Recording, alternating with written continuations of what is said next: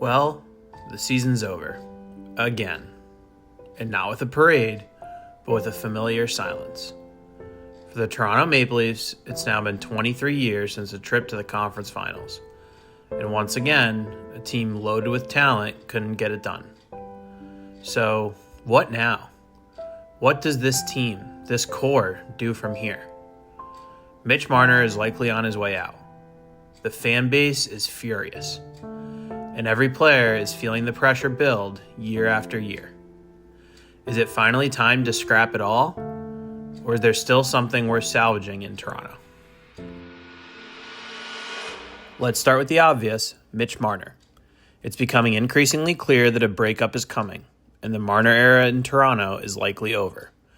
While Marner had his fair share of struggles, it feels like he has a history that cannot be unwritten in his hometown. Yes, he has displayed that he can make some careless plays that can be backbreakers in the playoffs, but he was only a -1 and sat 8th on the team in plus-minus. And offensively, he was second in points behind William Nylander and led the Leafs with 11 assists. While Marner loves the city and likely dreamed of bringing them their first cup in generations, it is clear that he is feeling the pressure from fans. And eating up almost $11 million in cap space, it's hard not to blame them for sky-high expectations. Even with his relatively high playoff offensive production, it appears the writing is on the wall in Toronto. Murmurs have already begun to swirl with teams that may be interested in signing the offensive superstar, with the hopes that a change of scenery can give him the confidence to silence the critics. However, the big question remains, is this just the first domino in something bigger? Let's start with the forwards. They've tried the superstar model, the high-octane offense with the core four all making over $10 million. Austin Matthews and William Nylander are both locked up until 2027-2028. Nylander played like a man possessed in most games this series and led the Leafs with 6 goals and 15 points.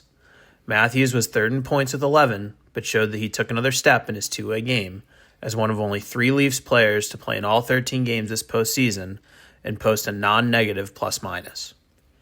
It's pretty clear these two are here to stay, and while no one wishes for injury, Leafs fans are hoping Matthews' muted production was due to something he can recover from in the offseason.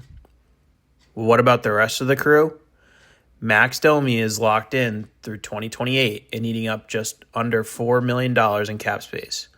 He was tied for the team lead in plus-minus and 5th on the team in points. He also brings a grit and energy that it is clear the Leafs are lacking. Matthew Nyes, while young and with plenty to learn, also looked like he is built for playoff hockey, more so than some of the forwards to don the Leafs sweater in recent past.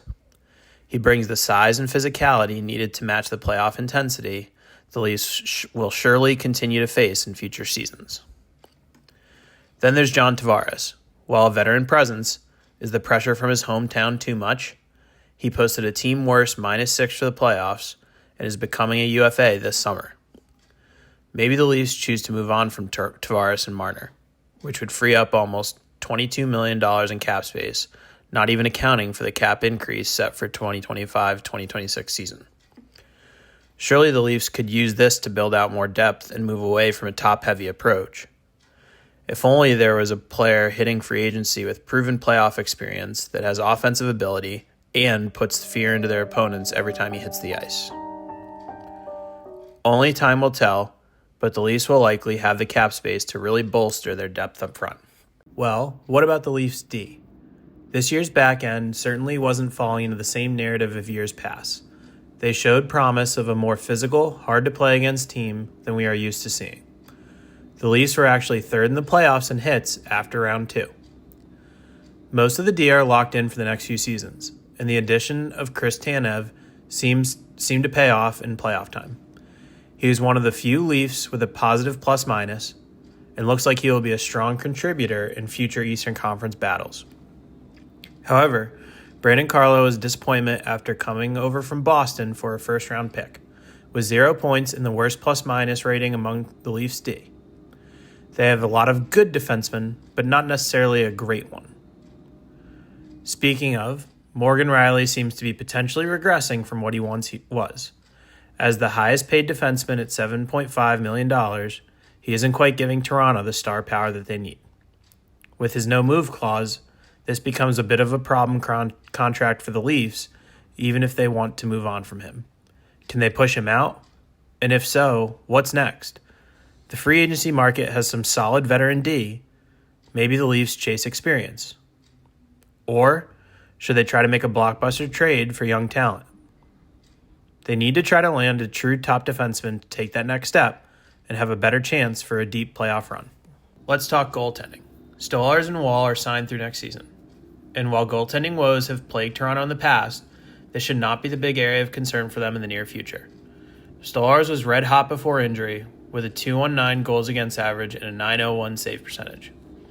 While Toronto fans would have loved to see Woll steal the series and build off his Game 6 shutout of the Panthers in Sunrise, Florida, it would be hard to argue that he was the sole reason for the Leafs' Game 7 6-1 defeat, where they were outshot 34-20.